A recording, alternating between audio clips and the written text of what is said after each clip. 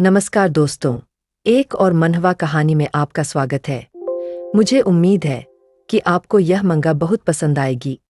यह कहानी रयू नाम के एक लड़के के बारे में है, जो हमेशा हारता रहता था और जिसका जीवन पूरी तरह से अस्त-व्यस्त है। पहले उसे हर दिन धमकाया जाता था और पीटा जाता था, और अगर इतना ही काफी नहीं था, तो एक दिन उसके छोटे भाई को इतना धमकाया जाता है कि वह अंधा हो जाता है और उसके कई फ्रैक्चर हो जाते हैं। और अगर इतना ही काफी नहीं था, तो उनके माता-पिता एक कार दुर्घटना में मारे जाते हैं।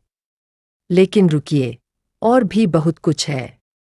एक दिन क्रिसमस की पूर्व संध्या पर एक हॉट डेमन एंजेल पृथ्वी से 9 बिलियन लोगों का अपहरण करता है और उन्हें एक काल कोठरी में भेज देता है। उन्हें अनोखी क्षमताएं देता है, जबकि अन्य लोगों को सुपर ताकत या दिमाग पर नियंत्रण जैसी क्षमताएं मिलती है।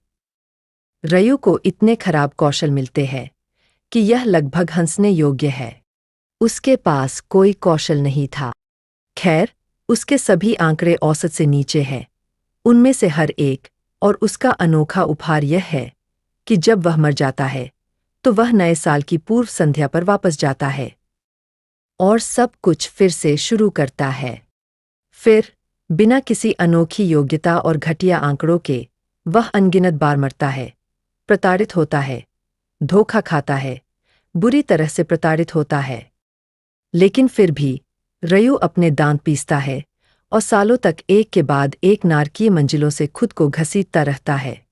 अकेले और आखिरकार, जीवन भर की पीड़ा के बाद, वह शीर्ष मंजिल पर पहुंचता है। हालांकि, यात्रा एक क्रूर मोड़ लेती है। अंतिम स्तर तक आगे बढ़ने के लिए, किसी को 5 लोगों की टीम का हिस्सा होना चाहिए। हमेशा अकेला और अभी भी कुंवारी, रयू मानदंडों को पूरा नहीं करती है। इसलिए एक बार फिर वह मर जाता है। इस बार अपने 99वें प्रयास में। फिर भी, जैसा कि भाग्य में लिखा था, घड़ी फिर से सेट हो जाती है। यह नए साल की पूर्व संध्या है, और रयू खुद को शुरुआती बिंदु पर वापस पाता है। निश्चित है कि वह इस बार अपनी किस्मत बदल देगा। अपने हाथों के साथ अभी भी कांपते हुए, रयू उस अकल्पनीय दर्द की यादों को मिटा नहीं सकता है, जिससे वह अभी-अभी गुजरा है। उसे विश्वास नहीं हो रहा है कि वह इसलिए मर गया क्योंकि वह आखिरी मंजिल पर अकेला था। यह लगभग असनीय था। निराशा उस पर हावी हो जाती है। वह अपनी मुट्ठियां भींच लेता है और अपनी आंखें फेर लेता है। वह एक बार फिर, आखिरी बार कोशिश करने के लिए तैयार हो जाता है। फिर रयू अपनी हुडी उतारता है, उसे एक तरफ फेंकता है और नीचे जमीन की ओर देखता है। वह गहरी सोच में डूबा हुआ है, सोच रहा है कि इस बार वह किसके साथ मिलकर काम कर सकता है। अचानक दृश्य बदल जाता है। अब सबकी नज़र इस बेवकूफ पर है। यंग मैन, वह आदमी जिसने रयू की जिंदगी को नरक बना दिया। यंग मैन और उसके दोस्त सभी मुस्कुरा रहे हैं। खुश है कि वे वयस्क होने वाले हैं और अब शराब खरीदने के लिए नकली आईडी के साथ नहीं घूमेंगे। वे बातचीत के मूड में हैं। भविष्य में अपनी मनचाही नौकरियों के बारे में बात कर रहे हैं। जब यंग मैन की बारी आती है, तो उसकी मुस्कान और भी गहरी और ज्यादा प्रभावशाली हो जाती है। उसके दोस्त उससे पूछते हैं कि भविष्य के लिए उसके मन में क्या है।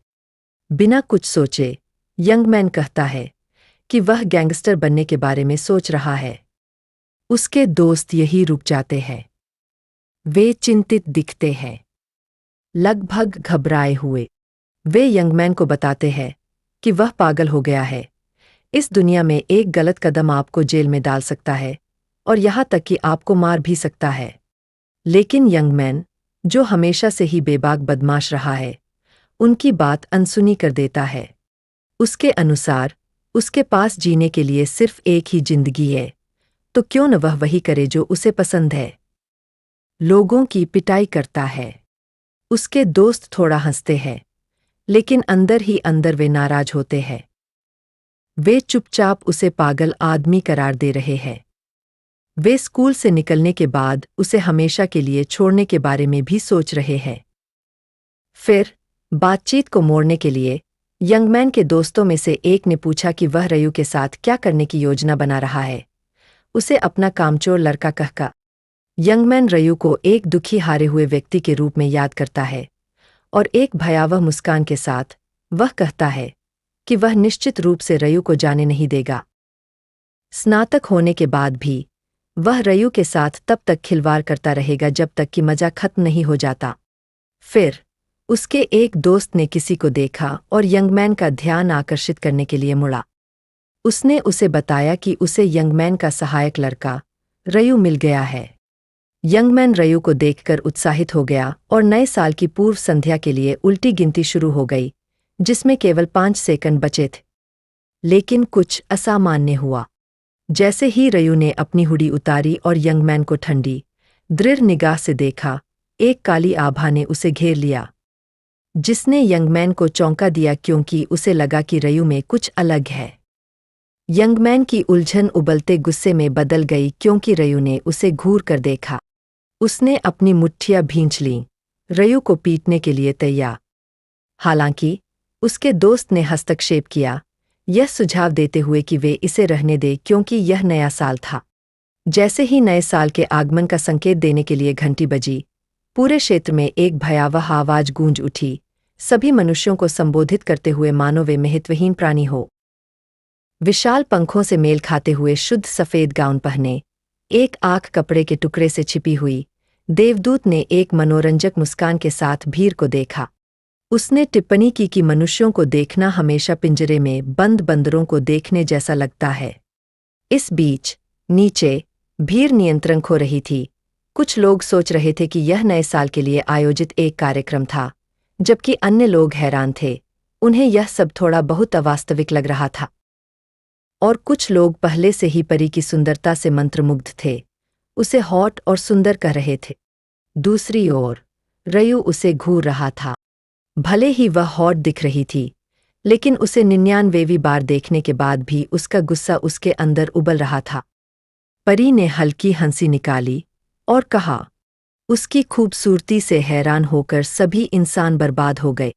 चौंक कर, अपनी ठोड़ी पर हाथ रखकर, और ऐसा लग रहा था जैसे वह किसी स्वादिष्ट चीज के बारे में सोच रही हो।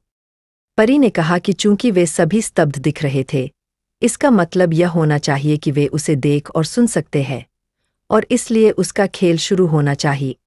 उसी समय एक शराबी आदमी परी पर चिल्लाया, उसे कोसते हुए, उसके कॉस्प्ले पर सवाल उठाते हुए, और उसे कुतिया तक कह दिया। यह सब सुनकर रयू ने कहा, क्या शर्म की बात है। अगले ही पल परी की गर्म, आमंत्रित मुस्कान एक भयावह, मौत जैसी चमक में बदल गई। उसकी आंखें खतरनाक रूप से लाल हो गईं, उसका भाव डरावना हो गया, और उसकी उंगली के एक साधारण झटके से आदमी का सिर बुलबुले की तरह फट गया, जिससे चारों ओर खून फैल गए।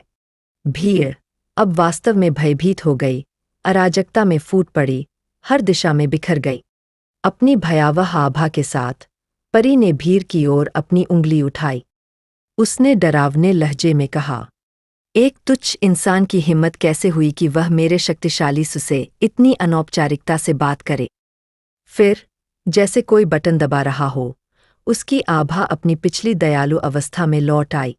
फिर उसने विनम्रता से लेकिन दृढ़ता से बात की, भीड़ को चेतावनी देते हुए कि अगर वे नहीं चाहते कि उनका सिर उस बदकिस्मत आदमी की तरफ फट जाए, तो उन्हें उससे सवाल करने का कोई अधिकार नहीं है। भीड़ में दहशत ज्वार की तरह फैलने लगी। वह समझाने लगी कि उन्हें क्या करना है और यह खेल किस बारे में है। दूसरी ओर रयू निराश रहा क्योंकि उसे एक बार फिर उसकी बात सुननी पड़ी। एक गर्म मुस्कान और एक दयालु आभा के साथ उसने अपना हाथ बढ़ाया और कहा कि उन्हें एक सरल खेल खेलना होगा। यह खेल 20 राउंड का होगा और हर महीने की पहली तारीख को शुरू होगा। उनकी आत्माएं दूसरी दुनिया में पहुंच जाएंगी और प्रत्येक राउंड पूरा करने के बाद वे वापस धरती पर लौट सकते हैं। यह काफी सरल लग रहा था। यह सुनकर भीड़ भ्रमित हो गई। भीड़ सोच रही थी कि वे एक सरल खेल खेलकर बच सकते हैं। युवक भी थोड़ा घबरा गया। फिर देवदूत ने एक और धमाका करते हुए कहा, किसने कहा कि सभी मनुष्य बचेंगे? भले ही वे खोज पूरी कर ले, लेकिन प्रतिभागियों में से केवल आधे ही बचेंगे। फिर उसने घोषणा की कि वह उनमें से आधे को बचाने के लिए कितनी दयालु थी, और रयू ने उसे घूरते हुए एक भी शब्द नहीं कहा। फिर देवदूत ने एक और चौंकाने वाली जानकारी दी कि वह सभी मनुष्यों को नहीं ले जाएगी। एक शरारती मुस्कान के साथ उसने समझाया कि वह केवल 15 से 29 वर्ष की आयु के मनुष्यों को ले जाएगी। यह सुनकर एक आदमी अविश्वसनीय रूप से खुश हो गया, अजीब चेहरे बनाते हुए और चिल्लाते हुए कि वह बच गया है और उसे मरना नहीं पड़ेगा। एक अन्य युवक ने हताशा में बूढ़े आदमी का कॉलर पकड़ लिया और वे लड़ने लगे। देवदूत ने समझाना शुरू किया कि इस जगह पर प्रतिभागी अपनी पसंद का भौतिक शरीर बना सकते हैं। युवक उन्हें रोकने के लिए आगे बढ़ा, उन्हें चेतावनी दी कि वे उस आदमी को याद रखें जो चिल्ला रहा था। उसका सिर बुलबुले की तरह फट रहा था। देवदूत ने मुड़कर गिनती शुरू की। थोड़ी देर बाद उसने घोषणा की कि कुल 1.8 बिलियन मनुष्य मौजूद थे। एक गर्म मुस्कान के साथ उसने अपनी उंगलियां चटकाईं और अगले ही पल रयू ने खुद को सफेदी से घिरे एक कमरे में पाया। देवदूत ने समझाना शुरू किया कि इस जगह पर प्रतिभागी अपनी पसंद का भौतिक शरीर बना सकते हैं और उनकी आत्माएं उस शरीर में स्थानांतरित हो जाएंगी। एक दर्पण के सामने खड़े होकर रयू ने बिना ज्यादा सोचे अपने पिछले प्रतिगमन से शरीर का उपयोग करके तुरंत एक चरित्र बनाए।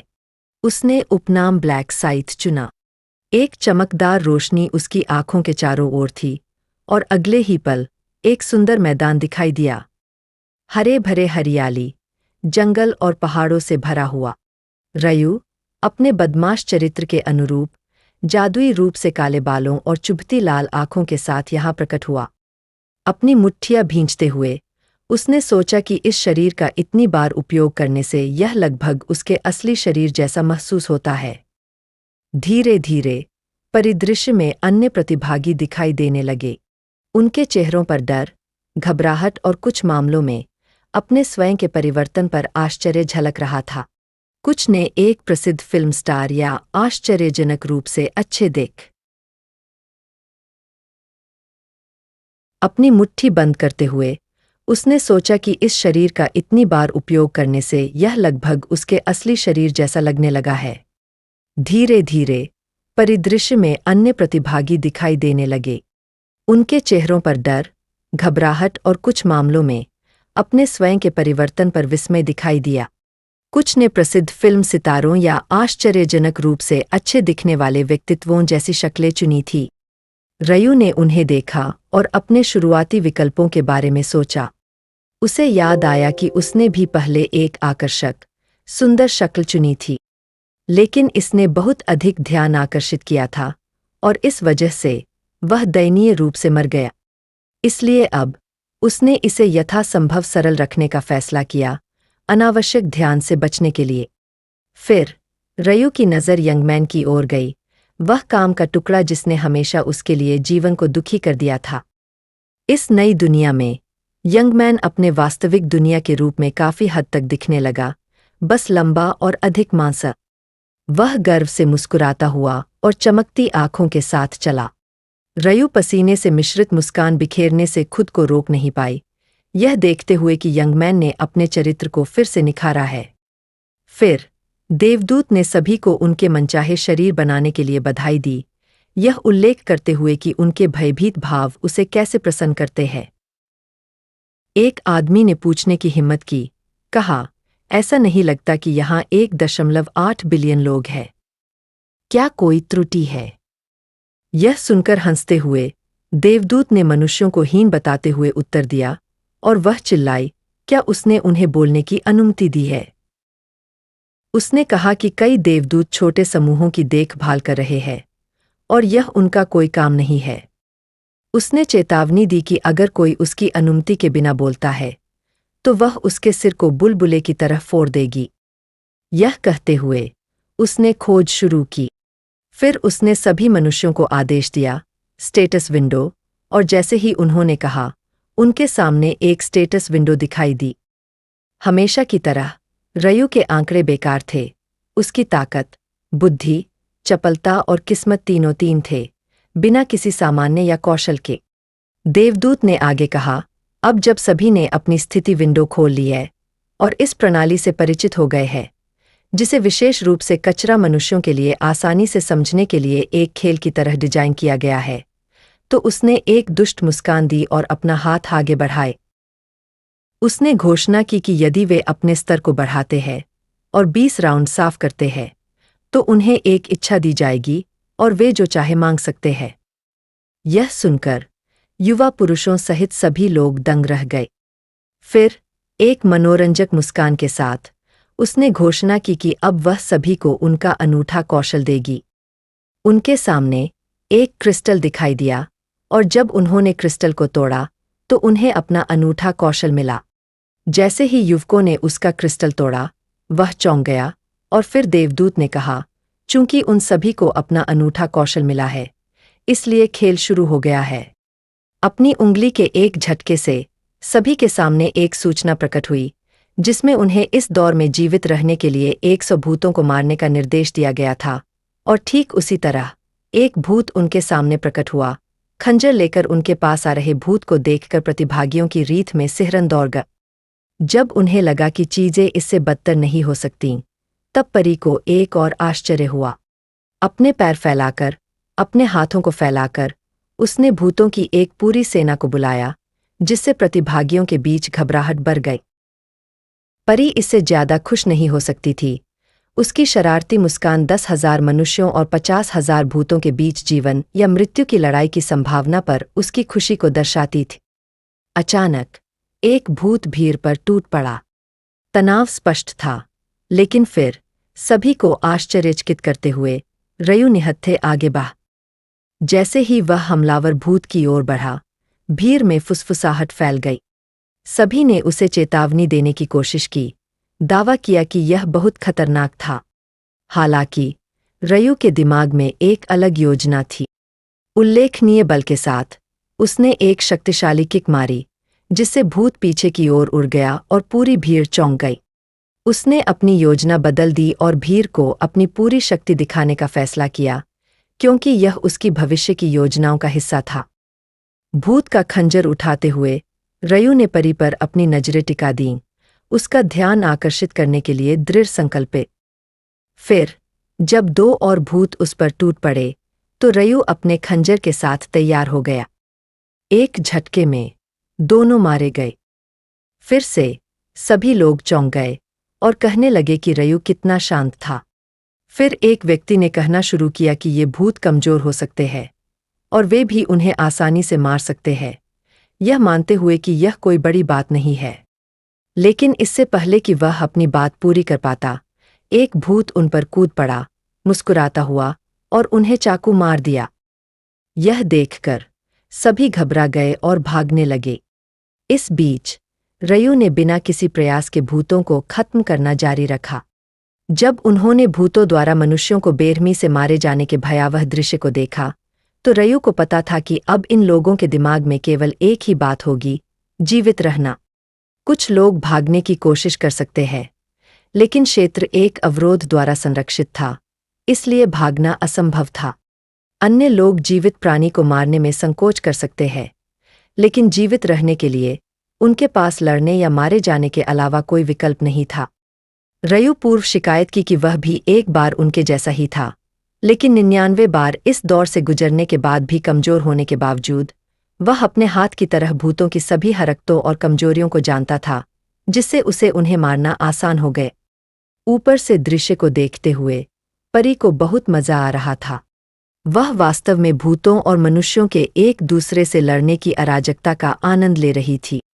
एक मुस्कुराहट के साथ उसने टिप्पणी की कि कैसे मनुष्य, जिन्हें उसने बंदर कहा था, भूत के खिलाफ संघर्ष कर रहे थे।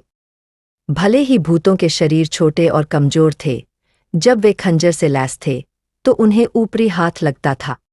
हालांकि आखिरकार उसकी नज़र रयु पर पड़ी, जो एक बवंदर की तरह भूतों को चीर रहा था। उसने उसके उपनाम ब्लैक साइट पर ध्यान दिया और महसूस किया कि उसने पहले ही थोड़े ही समय में 70 भूतों को मार गिराया था। उसके चेहरे पर झुंझलाहट का भाव था। रयु का प्रभुत्व उसके मनोरंजन को बर्बाद कर रहा था, लेकिन इसे अनदेखा करते हुए उसने खुद से कहा, अरे, इसमें कुछ नहीं किया जा सकता, और अपना ध्यान दूसरे इंसानों को अपनी जान बचाने के लिए लड़ते हुए देखने पर केंद्रित कर दिए।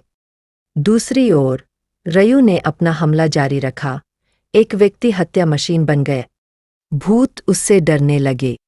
इस मौके का फायदा उठाते हुए रयू ने अपनी स्थिति विंडो की जांच की। वह 4 स्तर पर पहुंच गया था और उसके पास आवंटित करने के लिए 6 स्टेट पॉइंट थे। बिना किसी हिचकिचाहट के उसने अपने सभी पॉइंट चपलता में डाल दिए, यह समझाते हुए कि चपलता न केवल चकमा देने की क्षमता को बढ़ाती है, बल्कि हमले और गति को भी प्रभावित करती है। शुरुआत में चपलता असली एमवीपी है, रयू ने सोचा। अपने खंजर को देखते हुए रयू ने जोर से कहा, इससे उस परेशान करने वाले देवदूत का ध्यान आकर्षित होना चाहिए।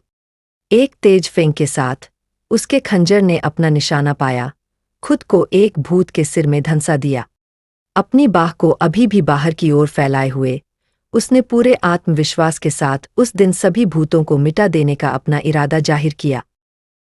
भूत डर से कांप उठे, उसकी आवाज में दृढ़ संकल्प को महसूस करते हुए। रयू ने बिना कोई देरी किए काम पर वापस लौट आया और कुछ ही समय में वह अपने लक्ष्य तक पहुंच गया। 100 भूतों को हराया। सफलतापूर्वक खोज पूरी करने के बाद एक चमकदार पीली रोशनी ने रयू को घेर लिया, जिसने एक सुरक्षा कवच बनाया जिसने भूतों को दूर रखा। शांत, संयमित भाव के साथ वहां खड़े होकर उसने टिप्पणी की कि पहला राउंड केक का एक टुकड़ा था। उसने पूरी ताकत लगा दी थी, एक पागल की तरह भूतों को काट रहा था, बस उस परी का ध्यान खींचने के लिए। लेकिन सच कहा जाए तो एक और कारण भी था। फिर एक धूर्त मुस्कान के साथ रयू ने साझा किया कि वह एक गुप्त इनाम पाने का भी लक्ष्य बना रहा था। सिस्टम ने 10 मिनट और 21 सेकंड में बिजली की गति से पूरा करने के समय से प्रभावित होकर रयू को सभी क्षेत्रों में रैंक 1 प्राप्त करने के लिए बधाई दी, जिसने एक नया ऐतिहासिक रिकॉर्ड बनाए। खुद से बहुत खुश महसूस करते हुए रयू ने बताया कि उसके पास एक ऐसा हथियार है जो उसके पास है। इनाम के तौर पर सिस्टम ने रयू को एक कूपन दिया जो वास्तव में गेम चेंजर है। इसके साथ वह कोई भी कम रैंक वाला दुर्लभ हथियार चुन सकता था जो उसे चाहिए, बिल्कुल मुफ्त। रयू अभी भी भूत के खून से सना हुआ हाथ पहने हुए उत्सुकता से कूपन पर क्लिक करता है और उसके सामने हथियारों की एक श्रृंखला दिखाई देती है। हालांकि उसकी आंखों में निराशा की एक झलक थी। आप देखिए, उसका भरोसेमंद मुख्य हथियार एक दरांती था जो वास्तव में एक दुर्लभ वस्तु है। इसलिए अनिच्छा से उसने एक खंजर लिया और उस छोटे से भूत के खंजर को ऐसे फेंक दिया जैसे वह कचरा। इस बीच अन्य खिलाड़ी अभी भी जीवन और मृत्यु के संघर्ष में फंसे हुए थे। हालांकि रयू अपनी अलग पहचान रखता था। उसने लापरवाही से अपनी स्थिति विंडो की जांच की और वहां एक शीर्षक था जिसने उसकी नज़र को आकर्षित किया, जिसे उसने अपने पिछले 99 जन्मों में कभी नहीं देखा था, लास्ट टाइम रिग्रेशन। यह उसके लिए नया था और वह यह सोचने से खुद को रोक नहीं पाया कि इसका क्या मतलब है। दृश्य फ्लैशबैक में बदल गया, जिससे हमें यह पता चला कि रयू ने यह नया शीर्षक कैसे अर्जित किया। रयू ने अपना पोकर फेस बनाए रखते हुए रयून स्टोन का उपयोग किया था, जिससे यह धीरे धीरे फीका पड़ गया क्योंकि उसने अपने अद्वितीय कौशल रिग्रेशन को पुनर्जीवित किया। हालांकि सिस्टम ने उसे तुरंत सूचित किया कि यह एक सर्वीन बार था जब उसने इस कौशल का उपयोग किया था और अब इसे अलविदा कहने का समय आ गया है। अब यह रयू के लिए बहुत बड़ा झटका नहीं था, जिसने अनुमान लगाया था कि एक सवे उपयोग के बाद उसका कौशल हटा दिया जाएगा, अन्यथा वह अनंत काल तक पीछे चला जाता। हालांकि कहानी में एक मोड़ था। एक और सिस्टम अधिसूचना पॉपअप हुई जिसने रयू को चौंका दिया। इसने उसे बताया कि इस एक सर्वे रिग्रेशन ने उसे एक विशेष उपाधि लास्ट टाइम रिग्रेशन अर्जित की है। इस खबर ने रयू को वास्तव में चौंका दिया। आप देखिए, इस दुनिया में उपाधियां बहुत दुर्लभ है और प्रत्येक उपाधि अपने साथ कौशल और आंकड़ों को बढ़ाती है। उत्सुकता से रयू ने अपने नए शीर्षक और उससे मिलने वाली सुविधाओं की जांच की। मृत्यु के बाद वह पूर्ण स्वास्थ्य के साथ पुनर्जीवित हो जाएगा और इससे भी बढ़कर वह सटीक स्थान चुन सकता था जहां वह जीवितों की भूमि पर वापस लौटेगा। हालांकि यह एक बार उपयोग की जाने वाली क्षमता थी। इस रहस्योद्घाटन पर रयू मुस्कुराया, एक वास्तविक मुस्कान। उसने अपनी ठोड़ी को अपने हाथ पर टिकाया, यह महसूस करते हुए कि उसने अभी-अभी किसी असाधारण चीज पर अपना हाथ रखा है। उसके बाद रयू थोड़ा बेचैन महसूस करते हुए अपनी बाहें फैलाता है। वह ईमानदारी से ऊब रहा था और सोच रहा था कि यंगमैन कैसा प्रदर्शन कर रहा होगा। चारों ओर एक त्वरित नजर डालने के बाद उसने यंगमैन को देखा। वह आदमी अभी भी लात मार रहा था।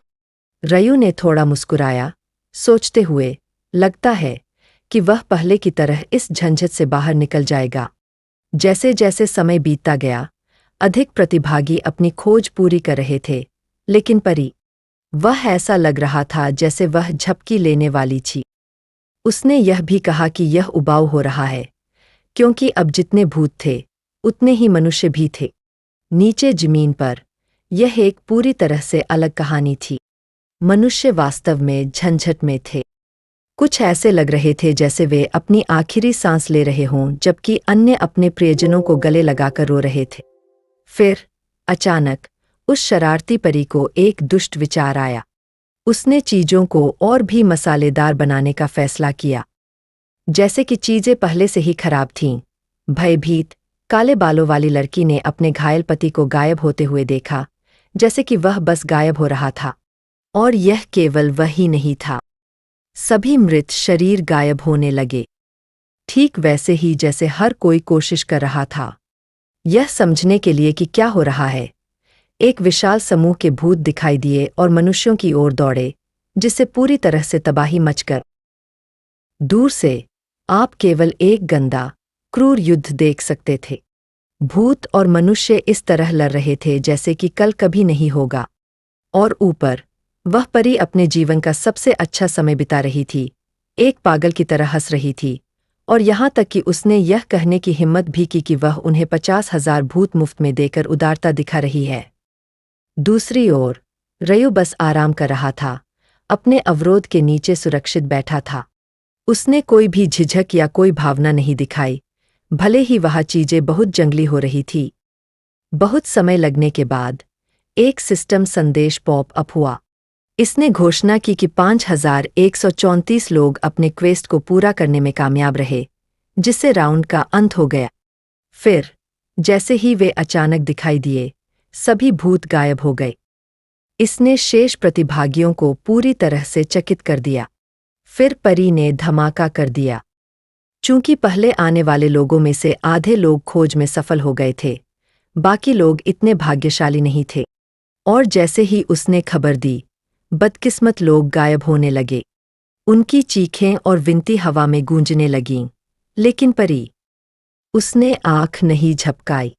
वह बस वहां बैठी रही, नाटक में डूबी रही जैसे कि यह कोई शीर्ष स्तरीय मनोरंजन हो। फिर सिस्टम नोटिफिकेशन पॉप अप हुआ, जिसमें सभी की रैंकिंग दिखाई गई, और रयू पहले नंबर पर था। उसे शीर्ष स्थान पर रहने के लिए एक और इनाम मिला, जो 1,000 स्वर्ण था। इस बीच सभी ने रयू को चौंकते हुए देखा, क्योंकि उन्हें भी पता चला कि वह पहले नंबर पर था। प्रतीक्षित क्षण आ गया था। देवदूत ने रयू में रुचि दिखाई, जैसा कि उसने उम्मीद की थी। मुस्कुराते हुए उसने रयू की प्रशंसा की, यह स्वीकार करते हुए कि पूरी दुनिया, क्षेत्र और उसके समूह में नंबर 1 स्थान पर रहना गर्व करने लायक उपलब्धि है। देवदूत ने रयू को उसके उपनाम ब्लैक साइट का उपयोग करते हुए पुकारा और उससे पूछा कि वह इतना शक्तिशाली कैसे बन गया।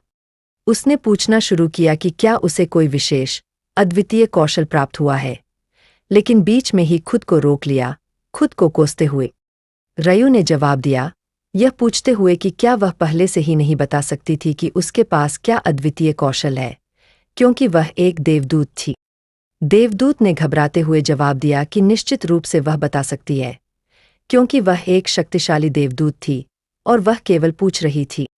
रयू मन ही मन मुस्कुराई, यह जानते हुए कि वह वास्तव में उसके अद्वितीय कौशल को नहीं समझ सकती। फिर रयू ने एक बम गिराया, देवदूत से एक एहसान मांगते हुए। इससे उसके चेहरे की मुस्कान गायब हो गई। आप सुन सकते थे कि पिन गिर गई है, और सभी के जबड़े जमीन पर गिर गए। पीतल की तरह बोल्ड रयू ने कहा कि पुरस्कार थोड़े बेकार थे और उसे कुछ और चाहिए था। भीर को अपने कानों पर विश्वास नहीं हो रहा था। वह एक देवदूत से इस तरह कैसे बात कर सकता था? हालांकि देवदूत फटने के लिए तैयार था। क्रोध उसके अंदर ज्वालामुखी की तरह उबल रहा था, ऐसी आवाज में जो दूध को जमा सकती थी। उसने रयू से इसे बाहर थूकने के लिए कहा। वह क्या चाहता था? रयू ने अपना आपा कभी नहीं खोते हुए कहा कि उसे एक बेहतर पुरस्कार चाहिए। देवदूत उबल रहा था, उसकी आंखें रसातल की तरह काली हो रही थीं। उसके चारों ओर एक भयानक आभा घूम रही थी, नसें बाहर निकल रही थीं जैसे कि वह सुपरनोवा बनने वाली थी। धीरे धीरे उसका हाथ आगे बढ़ा जैसे कि वह रयू के सिर को अंगूर की तरह कुचलने जा रही थी, लेकिन उसने खुद को बीच में ही रोक लिया। उसे याद आया कि वह अपनी सिर फोड़ने की शक्ति का फिर से इस्तेमाल नहीं कर सकती। अभी नहीं। उसके पास प्रतिदिन एक की सीमा थी और वह पहले भी एक का उपयोग कर चुकी थी। अचानक परी के दिमाग में एक विचार आया। एक शरारती मुस्कान के साथ उसने रयू से कहा कि उसके पास एक इनाम है जिसे रयू जरूर पसंद करेगा, और फिर वह धीरे धीरे नीचे आई और कहा कि आमतौर पर वह इस तरह के साहसिक अनुरोध को अनदेखा कर देती, लेकिन उसे रयू पसंद आ गया और वह निजी तौर पर एक एक करके बात करना चाहती थी। उसने बाकी इंसानों से कहा कि वे थोड़ी देर के लिए रुके क्योंकि वे जल्द ही वापस आएंगे। परी और रयू जंगल की ओर चले गए, भीर को ईर्ष्या में छोड़कर। उन सभी ने सोचा, यार, शायद हमें भी बेहतर पुरस्कार मांगना चाहिए था। लेकिन उन्हें जल्दी ही एहसास हो गया कि केवल रयू जैसा शीर्ष कुत्ता ही बिना अपना सिर फोड़ने के लिए इतना बड़ा अनुरोध कर सकता है।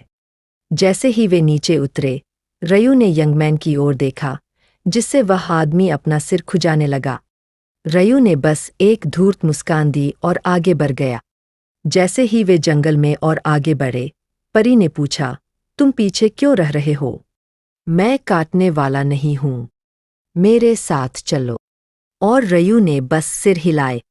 अंदर ही अंदर परी अपना आपा खो रही थी। उसे लगा कि इंसान पागल लालची होते हैं और उसके पास रयू के लिए कुछ खास योजनाएं हैं। उसका चेहरा हर तरह से भयावह हो गया और उसने एक धीमी, डरावनी हंसी निकाली। उसने सोचा कि एक बार जब वे एक निश्चित चट्टान से गुजरेंगे तो वे निगरानी क्षेत्र से बाहर हो जाएंगे और फिर वह अपना बदला लेगी, रयू को एक धीमा, दर्दनाक अंत देगी। जैसे ही वह जादुई जगह पर पहुंची, उसने अपना सबसे अच्छा स्माइली चेहरा बनाने की कोशिश की, रयू को बता रही थी कि उसे उसका विशेष इनाम मिलने वाला है। लेकिन अचानक एक मुट्ठी उसकी ओर बढ़ी। इससे पहले कि वह चकमा दे पाती, धमाका! रयू के मुक्का ने उसे उड़ा दिया और इस पवित्र प्राणी को एक पवित्र बकवास बना दिया। परी सदमे में थी क्योंकि उसके मुंह से सुनहरा खून बह रहा था। वह इस तथ्य को समझ नहीं पा रही थी कि उसे एक साधारण इंसान ने मुक्का मारा था। गुस्से में उसने खुद को संभाला और रयू को ढूंढने की कोशिश की, लेकिन वह आदमी गायब हो चुका था। जब उसे लगा कि उसे आराम मिल गया है, तभी अचानक रयू उसके पीछे आ गया, उसे नीचे गिराने के लिए तैयार। एक चालाक चाल में रयू ने एक हाथ उसके पंख पर रखा और दूसरा उसकी गर्दन के चारों ओर लपेटा।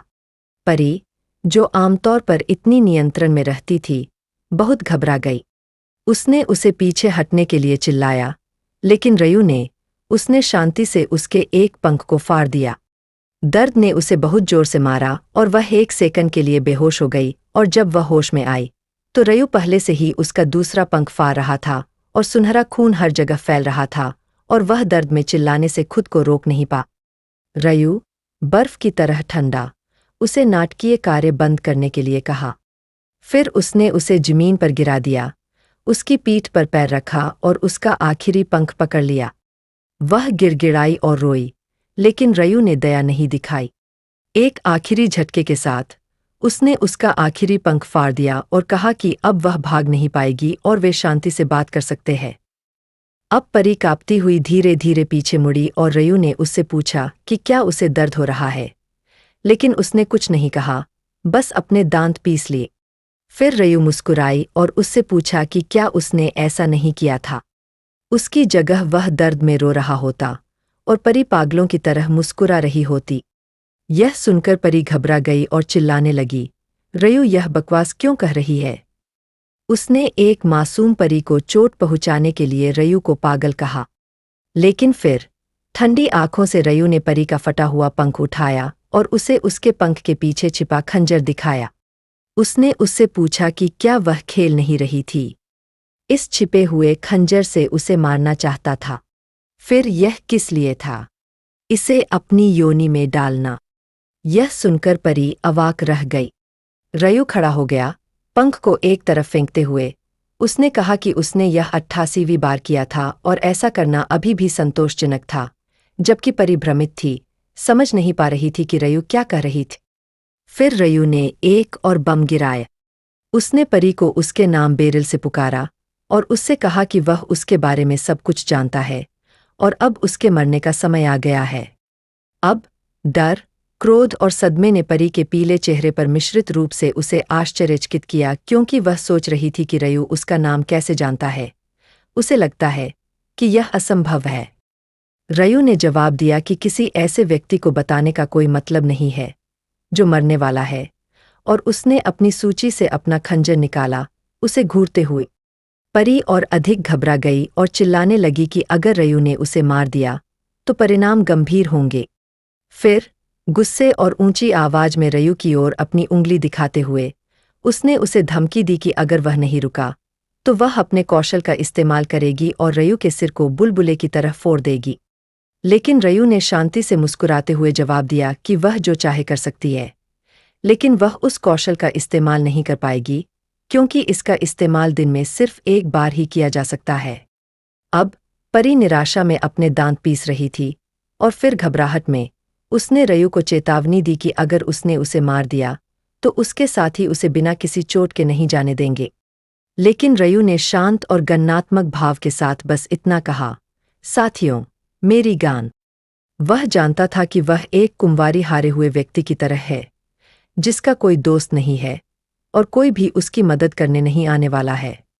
दूसरे स्वर्गदूतों को इस बात की परवाह नहीं थी कि उनके साथी स्वर्गदूत के साथ क्या हुआ। रयू धीरे धीरे परी की ओर बढ़ी और उसने धमकी देना शुरू कर दिया कि उसे मारने का पछतावा होगा। लेकिन इससे पहले कि वह अपनी बात पूरी कर पाती, रयू ने अपना खंजर उठाया और उसे बहुत जोर से उसके सीने में घुसा दिया, जिससे वह फट गई। उसके चारों ओर सुनहरा खून बिखरा हुआ था और वह पीड़ा में चिल्ला रही थी। हालांकि रयू की अभिव्यक्ति ठंडी और शांत रही, क्योंकि वह उसके बेजान शरीर के ऊपर खड़ा था। सिस्टम ने तब रयू को सूचित किया कि उसने एक अविश्वसनीय उपलब्धि हासिल की है। दोस्तों, अगर आप इस वीडियो को इंग्लिश भाषा में देखना चाहते हैं तो हमने वीडियो के डिस्क्रिप्शन में चैनल का लिंक दिया है। और दोस्तों, यह चैनल नया है, इसलिए हमें आपके सपोर्ट की बहुत ज़रूरत है। आप वीडियो पर लाइक बटन दबाकर हमें सपोर्ट कर सकते हैं। हम आपके लिए बेहतर से बेहतर वीडियो बनाने की पूरी कोशिश करेंगे। वह इतिहास में किसी देवदूत को मारने वाला पहला व्यक्ति बन गया था। इस कार्य के लिए उसे 2 पुरस्कार मिले। सबसे पहले उसने देवदूत का विशेष सार, उसका रस प्राप्त किया, और दूसरा, उसने एक क्षमता रूइन क्रिस्टल प्राप्त की। यही कारण था कि उसने देवदूत को मार डाला था और वह अपने लक्ष्य में सफल हो गया था। इस खंडहर को वध के खंडहर के रूप में जाना जाता था और रयू ने इसका उपयोग करने में कोई समय बर्बाद नहीं किया।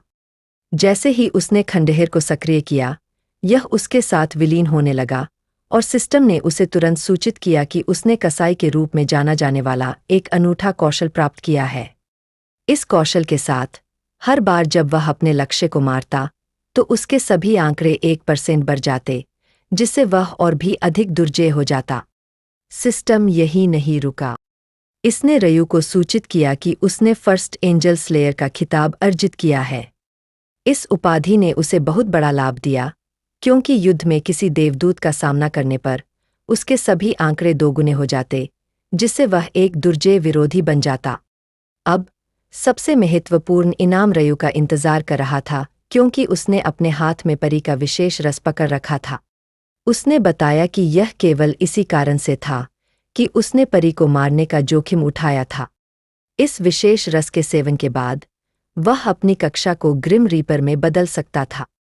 ग्रिम रीपर वर्ग को स्वर्गदूतों का स्वाभाविक दुश्मन माना जाता था, जिससे रयू उनके खिलाफ एक दुर्जय प्रतिद्वंद्वी बन जाता था, क्योंकि भविष्य में स्वर्गदूत उसके लिए परेशानी का सबब बनेंगे। रयू ने स्पष्ट किया कि इस दुनिया में कोई भी व्यक्ति एक वर्ग प्राप्त कर सकता है, लेकिन इसे प्राप्त करने की प्रक्रिया रहस्य में डूबी हुई थी। लोगों ने धीरे धीरे परीक्षण और त्रुटि के माध्यम से मानदंडों की खोज की। उदाहरण के लिए, कोई व्यक्ति एक निश्चित समय सीमा के भीतर एक निश्चित संख्या में भूतों को हराकर योद्धा वर्ग प्राप्त कर सकता है। कुल 30 वर्ग उपलब्ध थे, लेकिन कुछ अद्वितीय थे और केवल विशेष शर्तों को पूरा करके प्राप्त किए जा सकते थे, जैसे कि एक परी का विशेष सार पीना। ये अद्वितीय वर्ग मानक वर्गों की तुलना में काफी अधिक शक्तिशाली थे। रयू ने अपने पिछले 99 जन्मों में सभी वर्गों का पता लगाया था और पाया कि ग्रिम रीपर वर्ग सबसे अच्छा विकल्प था, जिससे वह भविष्य में स्वर्गदूतों से बराबरी की लड़ाई लड़ सके। रयू ने पूरे क्षेत्र में प्रथम स्थान पर आने के लिए अपने पुरस्कारों का दावा करने में कोई समय बर्बाद नहीं किया। उसने 2 राउंड के लिए 3x अनुभव बफ का सावधानीपूर्वक चयन किया। इसके महत्व के बारे में पूरी तरह से अवगत था। उसके पास पहले से ही बहुमूल्य जानकारी और अच्छी मात्रा में सोना था, लेकिन उसे अपनी भविष्य की योजनाओं के लिए जल्दी से जल्दी स्तर बढ़ाने की आवश्यकता थी। जैसे ही रयू ने अपने विकल्प चुने, स्वर्गदूत की उपस्थिति फीकी पड़ने लगी और एक सुखदायक सफेद रोशनी ने पूरे क्षेत्र को घेर लिया। फिर दृश्य बदल गया और हमने खुद को यंगमैन के साथ पृथ्वी पर वापस पाए। वह हाँफ रहा था और हैरान था, धीरे धीरे अपना सिर उठा रहा था, क्योंकि उसे आश्चर्य हो रहा था कि क्या जो कुछ भी हुआ था वह केवल एक बुरा सपना था। हालांकि यंगमैन ने कुछ अजीब देखा। उसने अपना फोन चेक किया और पाया कि ठीक 5 घंटे और 20 मिनट बीत चुके थे, ठीक उतना ही समय जितना उसके सपने में था। धीरे धीरे उसके आसपास के अन्य लोग सिरदर्द के साथ जागने लगे। यंगमैन का दोस्त भी भ्रमित होकर उठा और उसने बताया कि उसने एक अजीब सपना देखा था, लेकिन यंगमैन ने कुछ और भी भयावह देखा। जैसे ही उसने अपने दोस्त के पैर को धीरे से धक्का दिया, कोई प्रतिक्रिया नहीं हुई। दूसरे दोस्त ने उस निश्चल व्यक्ति को जगाने की कोशिश की, लेकिन पाया कि वह मर चुका था। उसका चेहरा पीला पड़ गया था। उन्हें घबराहट होने लगी, क्योंकि उन्हें एहसास हुआ कि सपने में जो कुछ भी हुआ था वह महज कल्पना नहीं थी। यह एक भयावह वास्तविकता थी। जो कोई भी उस सपने में मर गया था, उसका वास्तविक जीवन में भी यही हश्र हुआ था। यह चौंकाने वाला रहस्योद्घाटन बर्दाश्त से बाहर था और डर ने उन्हें जकड़ लिया। यंगमैन और उसके दोस्तों ने अपने आसपास के माहौल का बेतहाशा आकलन किया, यह तय करने की कोशिश की कि आगे क्या करना है और आने वाले महीने की चुनौतियों का सामना कैसे करना है। डर और भ्रम के बीच यंगमैन कांप रहा था, लेकिन उसके कांपने का कारण डर नहीं था। इसके बजाय वह उत्साह से कांप रहा था। उसके भीतर एक अजीब सी प्रत्याशा जाग रही थी। वह यह सोचकर उत्साहित हो रहा था कि उस दुनिया में हर कोई बराबर है और इससे कोई फर्क नहीं पड़ता कि वे राष्ट्रपति है या कोई सेलिब्रिटी। उस दुनिया में ताकत ही राजा थी और वह जो चाहे कर सकता था, वह जिसे चाहे मार सकता था। इस बीच उसके दोस्त घबरा कर रो रहे थे। उन्हें डर था कि अगर वह खोज पूरी नहीं कर पाया तो अगले महीने वह कुंवारी मर जाएगी। लेकिन यंगमैन ने उन्हें डांटा, उन्हें बताया कि वह अकेला ऐसा व्यक्ति नहीं है जो इस समस्या का सामना कर रहा है। उसने उनसे शांत रहने का आग्रह किया और समझाया कि उन्हें बस अगले दौर में जीवित रहने के लिए कुछ राक्षसों को मारना है। यह ब्रेड पर मक्खन लगाने जितना आसान था। यह सुनकर उसके दोस्तों को विश्वास नहीं हुआ कि वे क्या सुन रहे थे और उन्हें लगा कि यंगमैन पहले तो पागल है, लेकिन अब वह और भी पागल लग रहा था। उनमें से एक ने आह भरी और उसे कमीना कहा कि उसके दयनीय जीवन के साथ अगर वह अभी मर गया तो उसकी कमी महसूस नहीं होगी। आखिरकार उसके पास करने के लिए ढेरों चीजें थी। यंगमैन ने उनकी बातों पर थोड़ा ध्यान दिया। वह भीड़ को देख रहा था। उसके दोस्तों ने उससे पूछा कि वह क्या खोज रहा है, और पता चला कि वह अपनी निजी मुक्काबाजी खोज रहा था। बैग। रयू। उसे आश्चर्य हुआ कि वह छोटा बदमाश कहाँ चला गया। उसने निश्चित रूप से उसे बेहोश होने से पहले उस दिशा में जाते हुए देखा था। क्या ऐसा हो सकता है कि वह पहले राउंड से आगे नहीं बढ़ पाया और वहीं मर गया? लेकिन फिर भी उसे न पाकर उसने शांति से अपने कंधे उचका दिए। उसे समझ में आ गया कि उसके जैसा हारने वाला व्यक्ति बच नहीं सकता और संभवतः मर गया होगा। अचानक भीड़ में किसी चीज ने उसका ध्यान खींचा।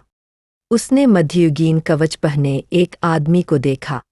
यंगमैन समझ नहीं पाया कि यह आदमी कौन था और उसने यह पुराना कवच कहाँ से खोदा। लेकिन फिर उसे एहसास हुआ कि इसका मतलब सिर्फ यह हो सकता है कि स्टेटस विंडो यहाँ भी काम कर रही थी। जैसे ही उसने सही आदेश दिया, उसकी विशेषताओं वाली स्टेटस विंडो उसके सामने आ गई। उसे यकीन नहीं हुआ कि यह काम कर गई। यंगमैन ने तुरंत अपने दोस्तों से कहा कि वे सभी अपनी स्टेटस विंडो चालू करने की कोशिश करें क्योंकि यह यहाँ भी काम कर रही थी। वे एक बार फिर चौंक गए कि यह काम कर गई। उनकी हरकतें देखकर बाकी लोगों ने भी ऐसा ही किया। लेकिन हर कोई उत्सुक था कि क्या इसका मतलब यह है कि वे अपने सभी आंकड़े और आइटम यहाँ इस्तेमाल कर सकते हैं। कुछ घंटे बाद इसका परीक्षण करने के लिए यंगमैन ने जमीन से एक छोटा सा कंकर उठाया और उसे अपने हाथ में दबाया। यह छोटे छोटे टुकड़ों में बिखर गया और पत्थर के अवशेष आरी के ब्लेड में बदल गए जो उसकी उंगलियों से बाहर निकल गए। यह देखकर उसने एक दुष्ट मुस्कान छोड़ी। कुछ घंटों बाद अगली ब्रेकिंग न्यूज की घोषणा पूरे देश में सुबह की खबरों में की गई। दुनिया भर में कई स्वर्गदूत देखे गए और रातों रात 9 अरब लोग मारे गए, जबकि अन्य 9 अरब लोगों ने रहस्यमय शक्तियां प्राप्त कीं, जिससे पूरी दुनिया उलट गई। रयू मिन अपने स्मार्टफोन पर समाचार पढ़ते हुए गंभीर चेहरे के साथ सड़क पर चला गया। उसने खुद से सोचा, यह तो बस शुरुआत है। असली अराजकता आने वाली है। असली समस्या अब पहले दौर में थी। लोग इतने मजबूत नहीं हुए। वे सिर्फ एक पेशेवर एथलीट के स्तर तक पहुंचे। असली अराजकता दूसरे दौर से शुरू होगी, जब उन्हें जादुई शक्तियां मिलेंगी, जिससे कई आपराधिक गतिविधियां शुरू होंगी क्योंकि आधुनिक हथियार उन पर काम नहीं करेंगे। रयू चुपचाप बैठकर दुनिया को अराजकता में डूबते हुए नहीं देख सकता था। अगर उसने चीजों को वैसे ही छोड़ दिया होता, तो 20वें दौर के आने से पहले ही पृथ्वी खंडहर में तब्दील हो जाती। इसका एक ही उपाय था। उसे दूसरे खिलाड़ियों को अपने वश में करके उन्हें अपने गुलाम बनाकर नियंत्रित करना होगा। गंभीर भाव से उसने महसूस किया कि उसे अपने 5 साथियों को जल्द से जल्द इकट्ठा करने की जरूरत है, और उसके मन में उनमें से कुछ थे। लेकिन फिर उसने खुद से कहा, अब यह महत्वपूर्ण नहीं है। कुछ और भी महत्वपूर्ण काम है। वह दृढ़ निश्चय के साथ चला गया। वह अपने घर पहुंचा और सोल के पड़ोस में अपार्टमेंट बिल्डिंग के दरवाजे पर दस्तक दी। किसी ने जवाब नहीं दिया या दरवाजा नहीं खोला, इसलिए उसने चाबी को उसके छिपे हुए स्थान से निकाला और खुद अंदर चला गया। अंदर अंधेरा था और उसने एक बिना खाए हुए इंस्टेंट कप नूडल को देखा। धीरे धीरे वह अपने बेडरूम में पहुंचा। वहां उसका छोटा भाई वानी फर्श पर शांति से और बेफिक्र होकर सो रहा था। उसे देखकर रयू खुद को रोक नहीं सका और एक गर्मजोशी भरी मुस्कान छोड़ दी। वह खुश था कि उसका छोटा भाई सुरक्षित था और शांति से सो रहा था। वह कुछ देर तक अपने सोते हुए भाई को प्यार से देखता रहा। रयू ने बताया कि उसके छोटे भाई का नाम वानी था और वह मिडिल स्कूल के 3रे साल में था। उदास स्वर में उसने आगे कहा कि उनका परिवार एक समय में काफी साधारण और खुशहाल था, लेकिन एक कार दुर्घटना में उनके माता-पिता की मृत्यु के बाद उनके लिए बहुत सी चीजें जल्दी से बदल गई। सबसे बड़ा बदलाव यह हुआ कि रयू अपने छोटे भाई का एकमात्र परिवार और अभिभावक बन गए। जब रयू अपने छोटे भाई की जांच कर रहा था, तो उसने देखा कि उसके हाथ से बैंडेड निकल रहा था और उसके कंधों पर कुछ चोट के निशान थे, जैसे किसी ने उसे पीटा। रयू ने धीरे से बैंडेड को वापस चिपका दिया और अपने भाई को देखता रहा, विचारों में खोया हुआ। सुबह हुई और रयू ने अपने छोटे भाई को जगाया, उसे बताया कि सुबह हो गई है और उठने का समय हो गया है। वानी अभी भी नींद में था, धीरे धीरे उठा और पूछा कि उसे इतनी जल्दी क्यों जगाया जा रहा है, खासकर जब आज उसकी कोई कक्षा नहीं थी। रयू ने देखा कि उसका छोटा भाई कितना आलसी था। उसने उसका कंबल खींच लिया, जिससे वह चौंक गया और सदमे में जाग गया। रयू ने समझाया कि उनके पास सोने का समय नहीं है और वह बाद में सब कुछ बताएगा। फिलहाल रयू ने उसे जल्दी से तैयार होने का निर्देश दिया क्योंकि उन्हें कहीं जाना था। उसका चेहरा अभी भी गंभीर था। वानी ने अपना समय लिया, पूरी तरह से समझ नहीं पाया कि क्या हो रहा था। उसने जम्हाई ली और पूछा कि वे कहाँ जा रहे हैं, लेकिन रयू ने गंभीर भाव से उसे बताया कि उनके पास आराम करने का समय नहीं है और पूरी दुनिया अराजकता में है। वानी ने पूछा कि क्या नए साल के समारोह में कुछ गड़बड़ है, जिसमें वह भाग लेने जा रहा था, लेकिन रयू ने उसे पहले घर से बाहर निकलने के लिए कहा, बाद में सब कुछ बताने का वादा किया। जैसे ही वे घर से निकले और संकरी गली में टहलने लगे, वानी अपने भाई के व्यवहार में एक महत्वपूर्ण बदलाव को देखे बिना नहीं रह सका। रयू, जो आमतौर पर लापरवाह और सहज रहता था, असामान्य रूप से गंभीर दिखाई दिया। वानी को लगा कि कुछ असामान्य हुआ है, लेकिन उसने पूछने में संकोच किया, यह सोचकर कि रयू अंततः उसके दिमाग में क्या चल रहा है, उसे बता देगा। फिर रयू अपने छोटे भाई की ओर मुड़ा और पूछा कि क्या उसे पता है कि दुनिया में क्या हो रहा है। यह सुनकर वानी उलझन में पड़ गया, यह सोचकर कि जब वह अपनी घबराहट की स्थिति में सो रहा था तो क्या हो सकता था। रयू ने अपने छोटे भाई से अपने स्मार्टफोन सर्च फीड पर नवीनतम समाचार देखने का आग्रह किया। वानी ने स्थिति की गंभीरता को समझने की कोशिश करते हुए जल्दी से अपडेट को स्क्रॉल किया। उसने जो पढ़ा, उसे देखकर वह अविश्वास में पड़ गया। स्वर्गदूतों द्वारा लोगों की आत्माओं का अपहरण करने और उन्हें दूसरी दुनिया में ले जाने की कहानियां, जहां उनमें से आधे रहस्यमय तरीके से दिल का दौरा पड़ने से मर गए थे। वानी के अंदर घबराहट भर गई क्योंकि उसने चौंकाने वाली खबर सुनी। अपनी चिंता की स्थिति में उसने रयू से सवालों की बौछार कर दी। पूछा, क्या रयू भी उस दुनिया में पहुंचाया गया था? उसके भाई ने उसे बताया कि उसे भी ले जाया गया था और वह 100 राक्षसों को मारने के बाद ही बाहर निकल सकता था। यह सुनकर वानी को तुरंत अपने भाई के स्वास्थ्य की चिंता होने लगी और उसने पूछा कि क्या उसे चोट लगी है। उसने रयू से सवालों की बौछार कर दी, लेकिन उसने वानी को आश्वस्त किया कि वह बाद में सब कुछ समझा देगा, लेकिन अभी उनके पास ज्यादा समय नहीं है और उन्हें कार्रवाई करने की जरूरत है। फिर वानी रुका और रयू से पूछा कि वह उसे बताए कि वे कहाँ जा रहे हैं। वह रयू का पीछा करने के लिए तैयार था, लेकिन सारी जानकारी उसके लिए बहुत ज्यादा थी और वह रयू का पीछा तभी करेगा जब वह उसे बताएगा कि वे कहाँ जा रहे हैं। अपने छोटे भाई के घायल हाथ को देखकर रयू वानी की ओर मुड़ा और उसे ठंडी आवाज में बताया कि वे तेग्यू के ठिकाने पर हमला करने जा रहे हैं, जो उसकी कक्षा में बदमाशों का नेता था, जिससे उसका छोटा भाई चौंक गए। अभी भी यह विश्वास नहीं कर रहा था कि उसके भाई को पता चल गया है। वानी ने अपने भाई से पूछा कि क्या वह वास्तव में इसके बारे में जानता है। रयू ने वापस पूछा, क्या तुम्हें सच में लगता है कि मुझे पता नहीं चलेगा? अब वानी ने अपने होंठ काटे, यह महसूस करते हुए कि उसने सोचा था कि उसने अपना रहस्य अच्छी तरह से छिपाया है, लेकिन यह पता चला कि उसके भाई को बदमाशी के बारे में पहले से ही पता था। अब चिंतित वानी वहां बैठकर सोच रहा था कि वह अपने भाई को अपने जीवन में कैसे शामिल नहीं करना चाहता था, जबकि रयू खुद ही परेशान हो रहा था और मुश्किल समय से गुजर रहा था। दूसरी ओर रयू ने अपने छोटे भाई को दुखी देखकर उससे और उसके विचारों से माफी मांगी और खुद से कहा कि उसे यह पहले नहीं जानना चाहिए था, लेकिन उसे यह पहली बार में पता चला। पहले दौर से लौटने के बाद रयू मिन पूरे दिन अवसाद में सोता रहा और उसका छोटा भाई सुबह कहीं चला गया। थोड़ी देर बाद रयू को फोन की घंटी बजने से जगाया गया। इस बात से परेशान होकर कि उसे कौन बुला रहा है, उसने फोन उठाया, अभी भी नींद में था। उसने पूछा कि कौन बुला रहा है, जिस पर आवाज ने तुरंत पूछा कि क्या वह वानी नाम के किसी व्यक्ति का अभिभावक है। फिर उसने तुरंत कहा कि उसे तुरंत अस्पताल आना चाहिए।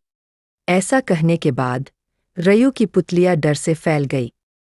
अगले ही पल उसने जल्दी से कपड़े पहने और अपार्टमेंट से बाहर भाग गया। और उस दिन उसके छोटे भाई को टेगू ने इतनी बुरी तरह से परेशान किया कि वानी अंधा हो गया और उसके कई फ्रैक्चर हो गए।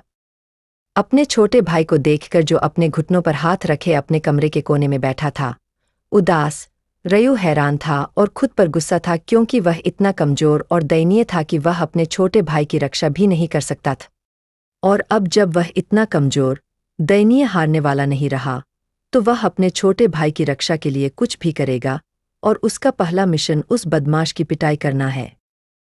फिर दृश्य बदलता है और हम एक पुरानी फैक्ट्री देखते हैं और उसके अंदर टेगू किसी को बुरी तरह से पीट रहा था, पूछ रहा था कि उन्होंने उसे 2 लाख वॉन क्यों नहीं लाए, जैसा कि उसने उन्हें आदेश दिया था। दर्द और पीड़ा में कांपते हुए आदमी ने कुछ कहने की कोशिश की, लेकिन केवल एक और दर्दनाक कराह निकालने में कामयाब रहा। टेगू ने इसे उसे अनदेखा करने के रूप में लिया, जिससे वह और भी क्रोधित हो गया। उसने अपना पैर उठाया और उस बेचारे लड़के पर झपट्टा मारा अपनी आंखों में गुस्से के साथ। फिर उसने उस बेचारे लड़के को फिर से गुस्से से पीटना शुरू कर दिया, जिसके पास विरोध करने का कोई मौका नहीं था, और इससे हालात और भी खराब हो जाते क्योंकि उसका हमलावर अकेला नहीं था। टेगू के दोस्त एक तरफ खड़े होकर इस एकतरफा पिटाई को हंसी के साथ देख रहे थे, लेकिन वे वास्तव में तनाव में थे और टेगू के क्रूर रवैये से डरे हुए थे क्योंकि वह बहुत अप्रत्याशित और बहुत क्रूर था। यहाँ तक कि हाई स्कूल के दूसरे छात्र भी उससे डरते थे। टेगू 185 सेंटीमीटर लंबा था और एक द्वितीय वर्ष के हाई स्कूल के छात्र के लिए उसका शरीर काफी बड़ा था। निस्संदेह वह अपने साथियों के बीच बहुत प्रभावशाली था और अपने लड़ाई कौशल के लिए गैंगस्टरों के बीच भी प्रसिद्ध था। थोड़ी देर बाद उस आदमी ने आखिरकार पिटाई बंद कर दी और वह जोर जोर से चिल्लाने लगा। उसने अपनी गर्दन खुजाई और अपने दोस्तों की ओर बढ़ा और चिढ़कर शिकायत की कि वह आज मोटरसाइकिल नहीं खरीद सकता क्योंकि उसे आज मिलने वाले पैसे नहीं मिल पा। गुस्से में आए उस आदमी को अपनी ओर आते देख उसके दोस्तों का समूह तुरंत घबरा गया। दुर्भाग्य से उनके डर का एहसास तब हुआ जब टेगू अपने गिरोह के पास पहुंचा और पूछा कि क्या उनमें से कोई किसी को जानता है जिससे वह मोटरसाइकिल खरीदने के लिए पैसे ले सकता है। गिरोह चौंक गया और उनमें से प्रत्येक ने घबराहट में अपने सिर के पीछे खुजलाया। फिर उसके सदस्यों में से एक को अचानक एक नाम याद आया और उसने टेगू की ओर मुड़कर पूछा कि उन्हें उस लंबे घुंघराले बालों वाले लड़के को क्यों नहीं बुलाना चाहिए जो उनकी कक्षा का था। टेगू के होंठ एक दुष्ट मुस्कान में बदल गए जब उसे एहसास हुआ कि वह किसके बारे में बात कर रहा था। फिर उसने कहा कि उसने आज उसे वैसे भी बुलाने की योजना बनाई है क्योंकि उसे लगता है कि वह नए साल के उपहार के रूप में एक अच्छी पिटाई का हकदार है। वे सोच रहे थे कि वे रयू एक को कैसे पीटेंगे। टेगू ने झुंझलाहट भरे चेहरे के साथ कहा कि रयू एक मूल रूप से बेघर है और वे उससे कुछ नहीं लेंगे। फिर उसने फैसला किया कि एक बार जब वह आएगा तो वह उसे बुरी तरह पीटेगा और उसे इतना गरीब होने के लिए अंधा कर देगा। फिर अचानक खाली फैक्ट्री में एक पदचाप गूंजी और प्रवेश द्वार पर रयू आत्मविश्वास से इमारत में प्रवेश कर गया, जबकि वानी हिचकिचाते हुए उसके पीछे चला गया। वानी को देखकर गुंडे हंसने लगे और कहने लगे कि वे उसे बुलाने ही वाले थे और वह यहाँ है। वह अपने आप चला आया। फिर वानी के बगल में एक और व्यक्ति को देखकर आत्मविश्वास से खड़ा था। पहचानते ही टेगू को गुस्सा आ गया, यह सोचकर कि वह कौन है। फिर उसने जोर से चिल्लाते हुए वानी को कोसते हुए कहा कि उसकी हिम्मत कैसे हुई बिना उसकी अनुमति के किसी को लाने की। लेकिन रयू चुपचाप खड़ा रहा, उन्हें घूरता रहा और वानी डर से कांपने लगा। यह चुप व्यवहार देखकर टेगू और भी ज्यादा गुस्सा हो गया। फिर वह गुस्से में धीरे धीरे वानी की ओर आया और उससे पूछा कि क्या वह किसी और लड़के को लाया है। लेकिन इससे पहले कि वह कुछ कह पाता, रयू अपने चेहरे पर मुस्कान के साथ आगे बढ़ा और आत्मविश्वास से कहा कि वह उसका बड़ा भाई है। टेगू हंसा, फिर वानी की ओर मुड़ा जो अपने बड़े भाई के पीछे खड़ा था और उसे याद दिलाया कि उसने पहले ही उसे कहा था कि अगर वह पिटना नहीं चाहता है तो अपनी भाषा पर ध्यान दे। और अब वह अपने बड़े भाई के साथ बदला लेने के लिए उसके ठिकाने पर आया था। उसके चेहरे पर एक नकली मुस्कान थी। तेगु ने अपनी मुट्ठियां भींच ली और वानी से कहा कि वह और उसका भाई आज मर जाएंगे। फिर अपने एक अनुचर की ओर मुड़ते हुए उसने सिर हिलाया और उन्हें कार्य करने का आदेश दिया। बाद वाले ने यह महसूस किए बिना कि वह क्या करने जा रहा है, एक खुश मुस्कान के साथ सहमति में सिर हिलाया। जबकि तेगु अपनी बाहों को पार करके पीछे खड़ा था, उसके अधीनस्थ धीरे धीरे रयू की ओर बढ़े और वानी को ताना मारना शुरू कर दिया, यह पूछते हुए कि क्या उसके भाई ने पहले कभी चींटी भी मारी है। अब रयू मिन के सामने खड़े होकर उसने रयू के साथ अपनी ऊंचाई की तुलना की, कहा कि वह कितना छोटा था और रयू मिन रयू वानी से भी छोटा था। लेकिन इससे पहले कि वह अपनी बात पूरी कर पाता, एक भारी मुट्ठी उसकी ओर उड़ती हुई आई और अगली बात जो उसने देखी वह यह थी कि वह जमीन पर पड़ा था, उसके चेहरे और मुंह से खून बह रहा था। अपने दोस्त की हार को देखकर दूसरा लड़का तुरंत रयू पर झपटा, उसे अपनी मुट्ठी से मारने का इरादा किया। हालांकि रयू मिन ने उसके हमले को चकमा दिया और अपनी मुट्ठी से उसके जबड़े पर वार किया। वार इतना जोरदार था कि उस आदमी ने एक दर्दनाक चीख निकाली और कुछ मीटर दूर उड़ गया, जिससे उसके पीछे कुछ मलबा गिर गया। उसी समय पहला आदमी, जो पहले ही वार से उबर चुका था, साथ ही बचा हुआ गंजा आदमी जो उसे मरने के लिए गुस्से से चिल्ला रहा था, फिर से रयू पर झपटा। हालांकि यह संयुक्त हमला बिल्कुल भी काम नहीं आया, क्योंकि उनके चेहरे पर केवल 2 वार ही लगे और वे दर्द से रोने लगे। उसी समय ताइग्यू अपने साथियों को पिटते हुए और दर्दनाक कराह के साथ फर्श पर रेंगते हुए देख रहा था। फिर वह गिरे हुए सदस्यों के पास से चला गया, रयू के करीब आया और एक मुस्कुराहट के साथ रयू से पूछा कि वह शायद इसलिए इतना आत्मविश्वास दिखा रहा है क्योंकि उसे कहीं से मुक्केबाजी का प्रशिक्षण मिला होगा। लेकिन यह उसे हराने के लिए पर्याप्त नहीं है, क्योंकि रयू कितना भी कुशल क्यों न हो, वह वजन वर्ग के अंतर को दूर नहीं कर पाएगा। ताइग्यू 185 सेंटीमीटर लंबा था और उसका शरीर मजबूत था, जबकि रयू मिन 165 सेंटीमीटर लंबा था और कमजोर दिखता था। वजन वर्गों में अंतर स्पष्ट था और कोई भी बिना देखे ही दोनों के बीच लड़ाई के परिणाम की आसानी से भविष्यवाणी कर सकता था। हालांकि ताइग्यू को आश्चर्य हुआ कि रयू बिल्कुल भी डरा हुआ नहीं लग रहा था। अपने चेहरे पर मुस्कान के साथ वह बड़े आदमी की ओर मुड़ा और उससे पूछा कि क्या वह समाचार नहीं देख रहा था। यह बकवास सुनकर ताइग्यू ने रयू पर मुक्का मारा, लेकिन उसे आश्चर्य हुआ कि रयू ने उसे आसानी से चकमा दे दिया। फिर ताइग्यू ने मुक्के और लात के बाद लात मारी, लेकिन रयू ने उन सभी को आसानी से चकमा दे दिया। अब उसकी दृष्टि धुंधली हो रही थी और वह भारी सांस ले रहा था, गुस्से में सोच रहा था कि वह अपने दांत पीसते हुए रयू पर एक भी वार क्यों नहीं कर पाए। उसी समय रयू की मुट्ठी नीली आभा से चमक उठी। फिर वह ताइग्यू की ओर मुड़ा और कहा कि अगर वह समाचार देख रहा होता तो उसे पता होता कि उसके जैसे खिलाड़ी पर इतनी आसानी से हमला करना आत्महत्या के बराबर है। अगले ही पल उसने बिजली की गति से मुक्का मारा जो ताइग्यू के जबड़े पर लगा, जिससे वह पीछे की ओर गिर गया, लेकिन उसे हराने के लिए यह पर्याप्त नहीं था। उसने ताइग्यू को फिर से पकड़ लिया और कहा कि ताइग्यू भविष्य में अपना मन बदल सकता है, इसलिए उसे यह सुनिश्चित करना होगा कि ताइग्यू कभी भी उनके साथ खिलवाड़ न करे। इसके साथ ही उसने ताइग्यू की कलाई भी तोड़ दी और ताइग्यू घंटों तक दर्द में चिल्लाता रहा। दृश्य बदल गया और हम देखते हैं कि रयू चल रहा है। उसका छोटा भाई झिझकते हुए उसका नाम पुकार रहा है। रयू रुक गया और वानी ने आश्चर्य से पूछा कि रयू ने ऐसा कैसे किया और क्या उसने किसी दूसरी दुनिया में किसी तरह की मार्शल आर्ट सीखी है। यह सुनकर रयू थोड़ा मुस्कुराया और जवाब दिया कि जैसे समाचार में कहा गया है, खिलाड़ी वास्तविक दुनिया में अपनी क्षमताओं का उपयोग कर सकते हैं। एक उदाहरण के रूप में उसने अपने हाथ की ओर इशारा किया, जो एक चमकदार सुनहरी रोशनी से चमक रहा था। अगले ही पल उसके हाथ में एक काला खंजर दिखाई दिया, जिससे वानी आश्चर्य से चौंक गया। रयू के हाथ में जादुई रूप से खंजर दिखाई देने पर वानी बहुत उत्साहित हो गया और उत्सुकता से चमकती आंखों से पूछा कि रयू ने ऐसा कैसे किया। रयू ने एक दयालु मुस्कान के साथ उत्तर दिया कि यह उन कौशलों में से एक है जो उसे दूसरी दुनिया से मिले हैं और सभी अन्य खिलाड़ी इसका उपयोग कर सकते हैं। फिर जब रयू खंजर को अपनी इन्वेंट्री में वापस रख रहा था, वानी को याद आया कि कारखाने में क्या हुआ था और उसने उसी हैरान आवाज में पूछा कि क्या रयू ने अपनी सभी नई लड़ाई तकनीकें उस दूसरी दुनिया से भी सीखी है। रयू ने उत्तर दिया कि उसने कोई लड़ाई तकनीक नहीं सीखी है और वह ऐसा करने में सक्षम था क्योंकि वह उनसे तेज था।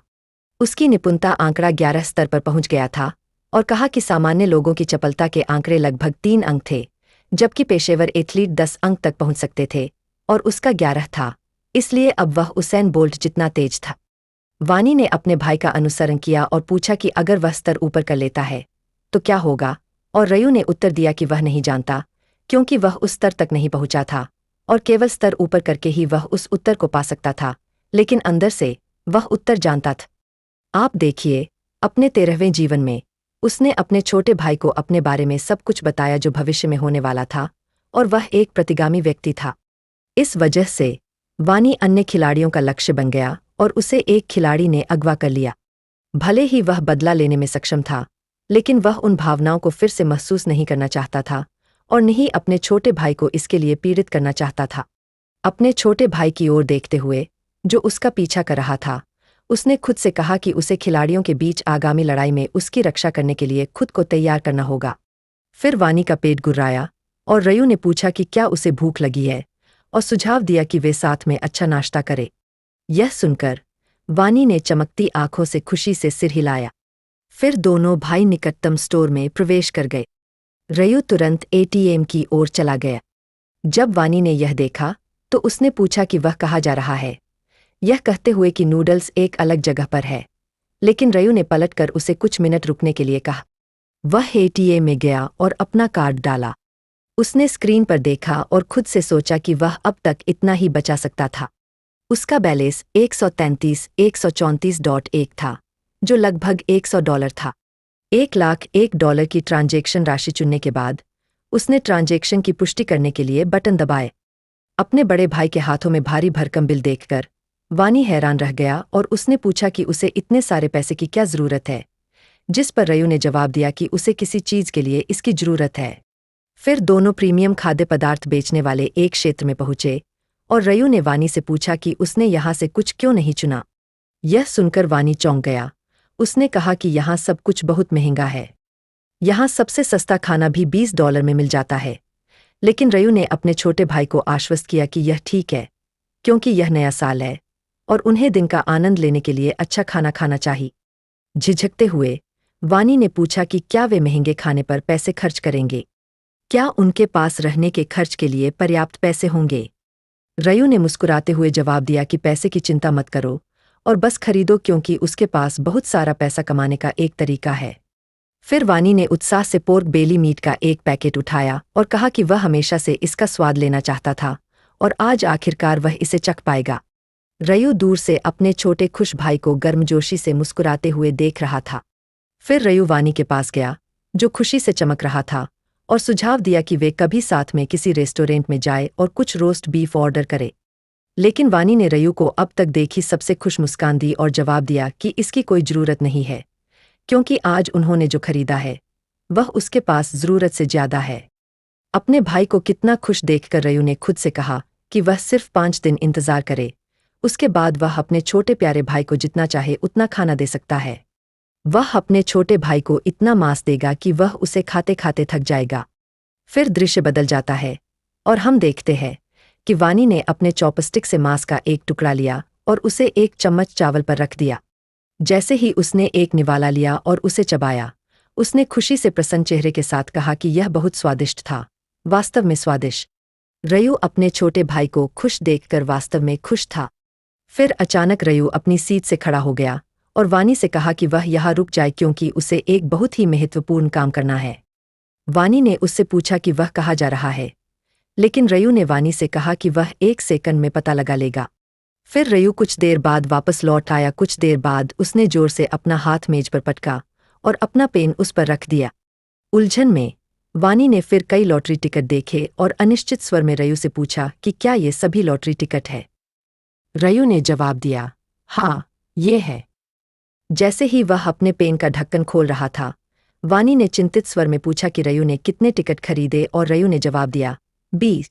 यह सुनकर वानी घबरा गया, यह महसूस करते हुए कि उसके बड़े भाई ने अपनी सारी बचत कुछ लॉटरी टिकटों पर खर्च कर दी है। और उसने चिंता में रयू से पूछा कि वह ऐसा कैसे कर सकता है और क्या यह पैसे कमाने का तरीका है जिसके बारे में रयू बात कर रहा था, क्योंकि उसे पता होना चाहिए कि उन्हें जीतना लगभग असंभव था। हालांकि उसके बड़े भाई ने शांति से उससे कहा कि वह उस पर भरोसा करे और बस देखता रहे। फिर उसने एक पेन लिया और लॉटरी टिकटों पर संख्याओं को घेरना शुरू कर दिया।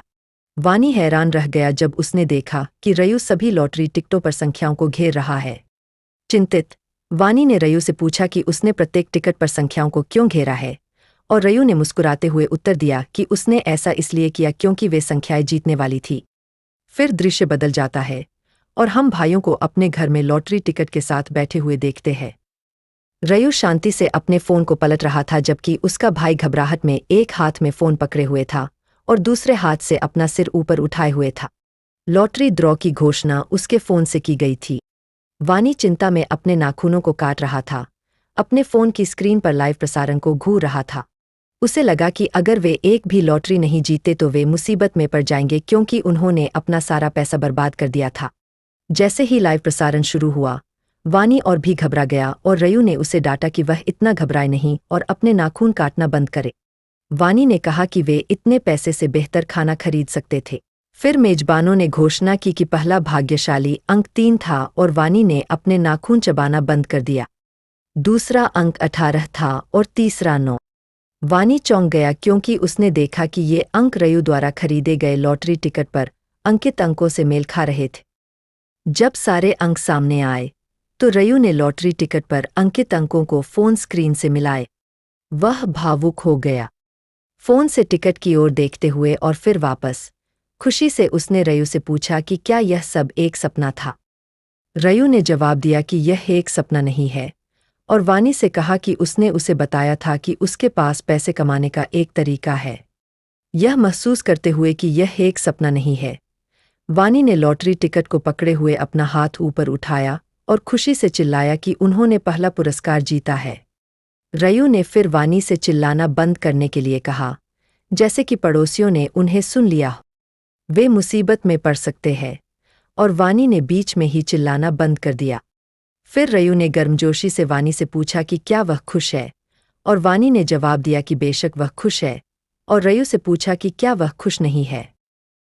रयू ने मुस्कुराते हुए जवाब दिया कि वह खुश है, लेकिन वह बिल्कुल भी उत्साहित नहीं दिख रहा था। उसने बताया कि वह भी वानी की तरह था जब उसने 15वीं बार लॉटरी जीती थी, लेकिन इसे कई बार दोहराने के बाद यह एक अनिवार्य प्रक्रिया या वार्षिक आयोजन की तरह हो गए।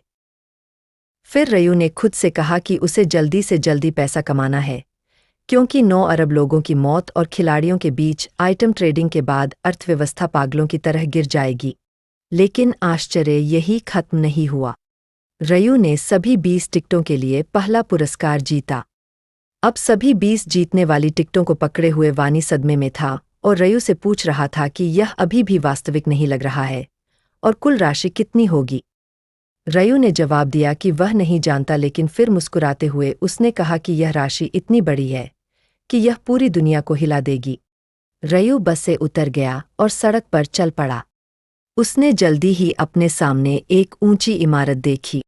यह नॉनहियोप बैंक की मुख्य शाखा थी जहां उसे अपना पुरस्कार प्राप्त करना था। आमतौर पर वह प्रवेश करने से पहले घबरा जाता, लेकिन शायद ऐसा इसलिए था क्योंकि यह 85वीं बार था जब उसे भव्य पुरस्कार मिल रहा था। वह बिल्कुल भी घबराया नहीं। बैंक ग्राहकों से भरा हुआ था, लेकिन उनमें से कोई भी लॉटरी विजेता नहीं था। रयू नई इमारत की लॉबी में फ्रंट डेस्क पर गया और फिर उसने ड्यूटी पर मौजूद कर्मचारी से कहा कि वह यहाँ प्रथम स्थान के लिए अपनी लॉटरी जीतने वाली राशि लेने आया है। यह सुनकर कर्मचारी मुस्कुराया और उसे उसकी जीत पर बधाई दी। साथ ही उसने खुद से सोचा कि उसके सामने खड़ा लड़का, जो एक छात्र की तरह दिख रहा था, प्रथम स्थान के लिए पुरस्कार कैसे प्राप्त कर सकता है।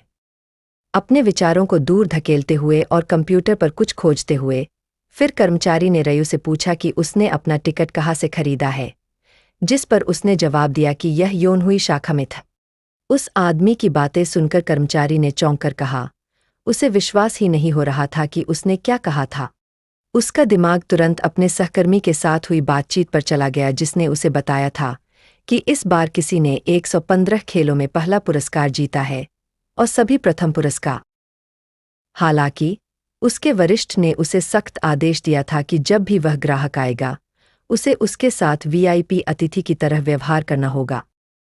कर्मचारी के विचारों को रयू की आवाज ने बाधित किया। उससे पूछा कि क्या वह ठीक है, और कर्मचारी ने घबराकर जवाब दिया कि वह ठीक है, और रयू से कहा कि बस 1 मिनट रुको। कुछ मिनट बाद एक मध्यम आयु वर्ग का व्यक्ति रयू के सामने आया, जिसने मुस्कुराया और प्रतीक्षा करने के लिए उसे धन्यवाद दिया। रयू से हाथ मिलाने के बाद उसने खुद को गुआंजुनो के रूप में पेश किया और कहा कि वह बैंक का अध्यक्ष है। रयू ने बस इतना कहा कि उसका नाम रयू है। अध्यक्ष ने कहा कि चूंकि उसने प्रथम स्थान का पुरस्कार जीता है, इसलिए उसे व्यक्तिगत रूप से बधाई देनी चाहिए। रयू ने मुस्कुराते हुए उस व्यक्ति को बधाई देने के लिए धन्यवाद दिया। इसके बाद उस व्यक्ति ने उसे उस स्थान तक ले जाने की पेशकश की जहां वह अपनी जीत की राशि ले सकता था और उसे अपने पीछे चलने के लिए कहा। जब वे लॉटरी टिकट बिक्री टीम लिखे एक बोर्ड के साथ दरवाजे के पास पहुंचे, तो राष्ट्रपति ने घोषणा की कि वे उस स्थान पर पहुंच गए हैं।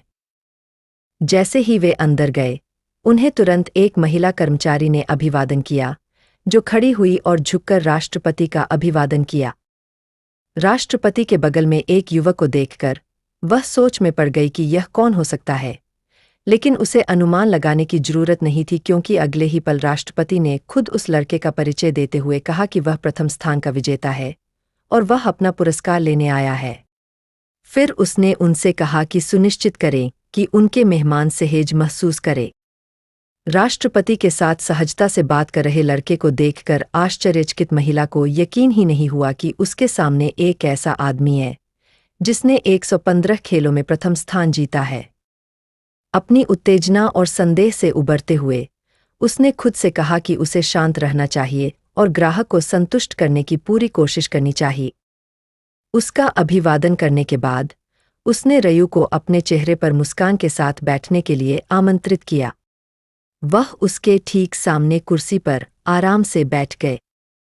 फिर उसने उससे पूछा कि क्या वह ड्रिंक लेना चाहेगा, लेकिन रयू ने बस इतना ही जवाब दिया कि वह नहीं लेगा और कहा कि वह सीधे काम पर लगना चाहता है और अपना पुरस्कार लेना चाहता है। रयू का जवाब सुनने के बाद कर्मचारी ने और समय नहीं लिया और उससे टिकट देने को कहा ताकि वह पुष्टि कर सके कि वह विजेता है। रयू ने तुरंत उसे जीतने वाले टिकटों का एक ढेर थमा दिया जो वह अपने साथ लाया था। टिकटों को देखते हुए महिला को विश्वास नहीं हुआ कि उसने एक संयोजन पर सब कुछ दांव पर लगा दिया था।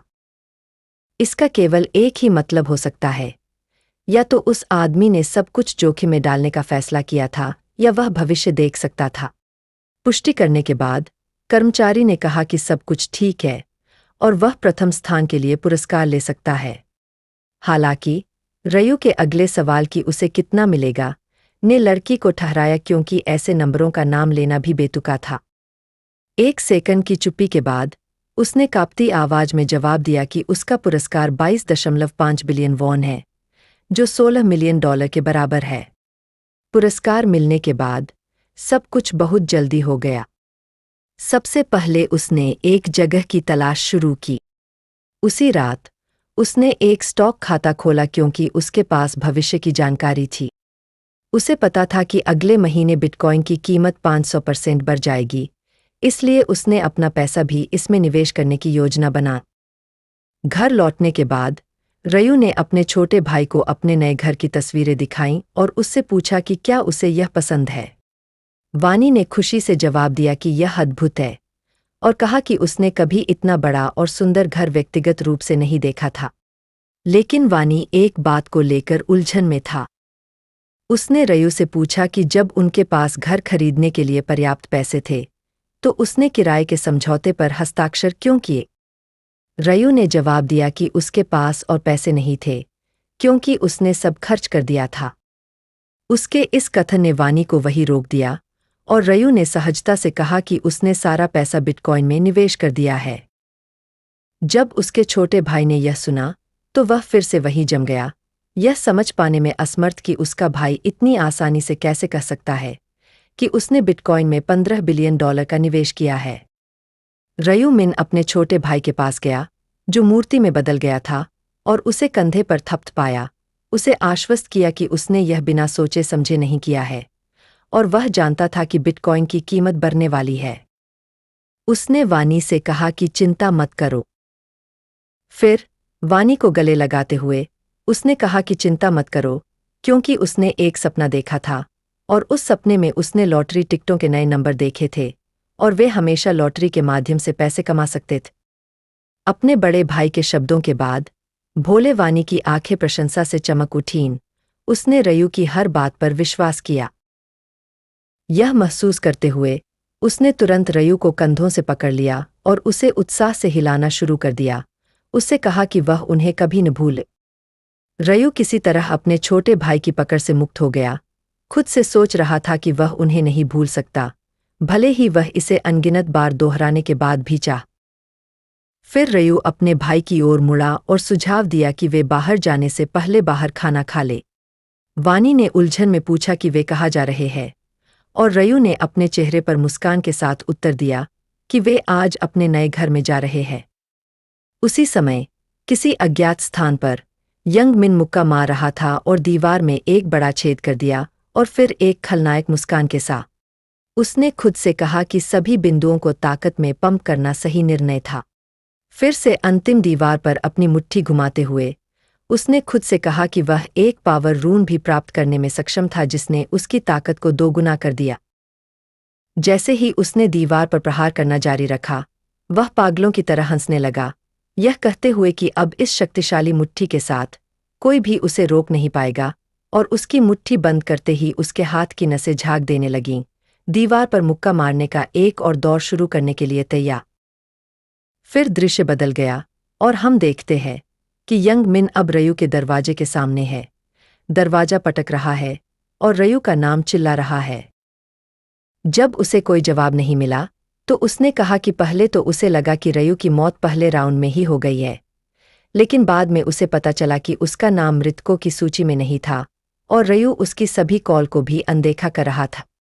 फिर यंग मिन का चेहरा गुस्से से लाल हो गया, यह सोचकर कि रयू ने किस तरह से घूर कर देखा देवदूत द्वारा उसका अपहरण करने से पहले उस पर जो भी हमला किया गया था, वह उसे कभी नहीं भूल सकता, और उसे संतुष्टि तभी मिलेगी जब वह उसे अपने हाथों से पीट पीट कर मार डालेगा।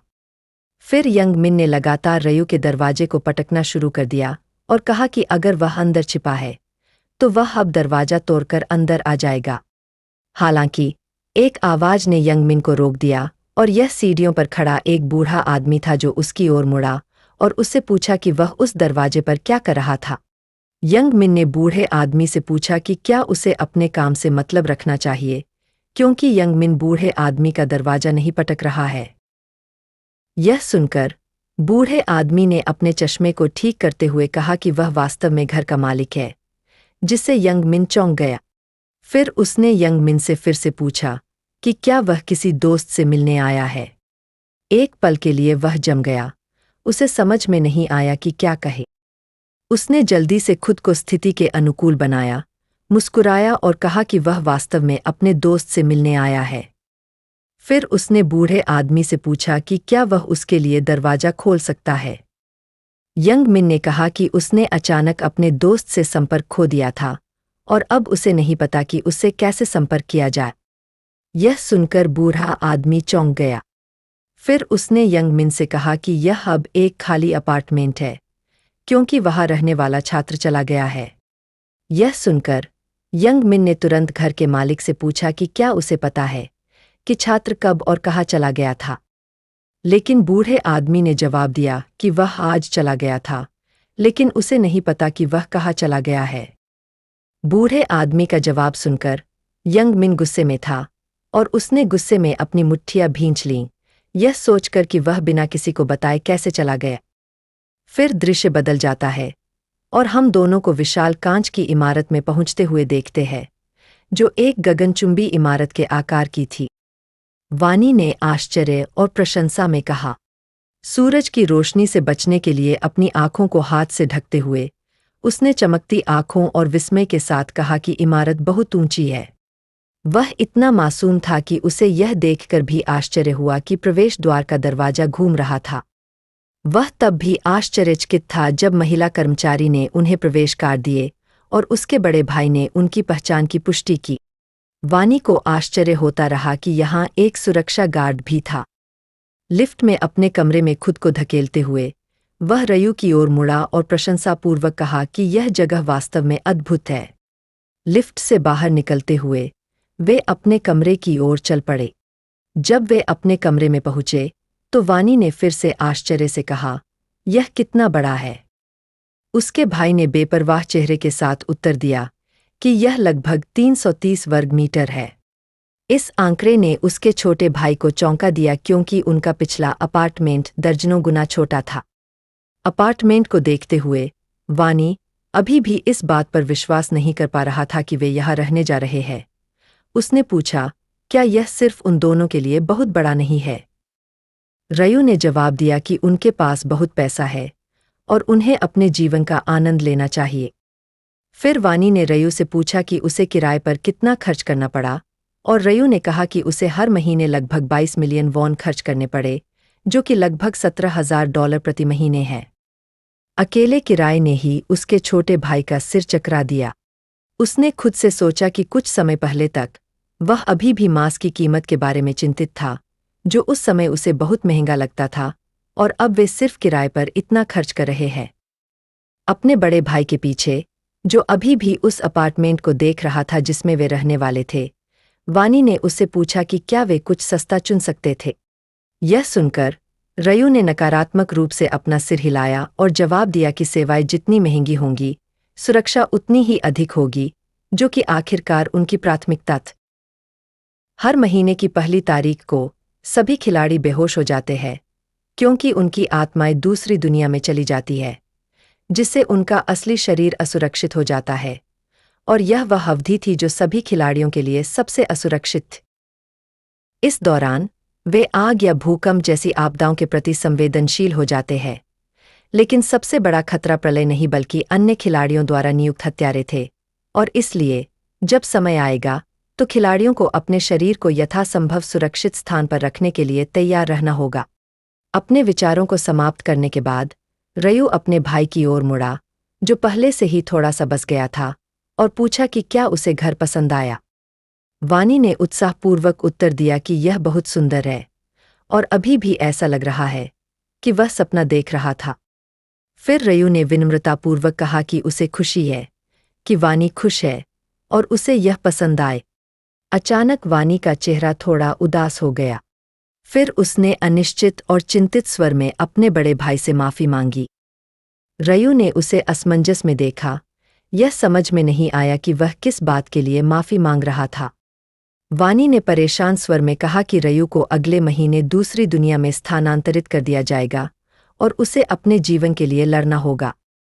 यह जानते हुए वानी कैसे आनंद ले सकता था और खुश हो सकता था, लेकिन इस दुखद माहौल को रयू ने तोड़ा, जिसने अपने भाई के कंधे पर थपथ पाया और उससे पूछा कि वह इतना दुखी क्यों है।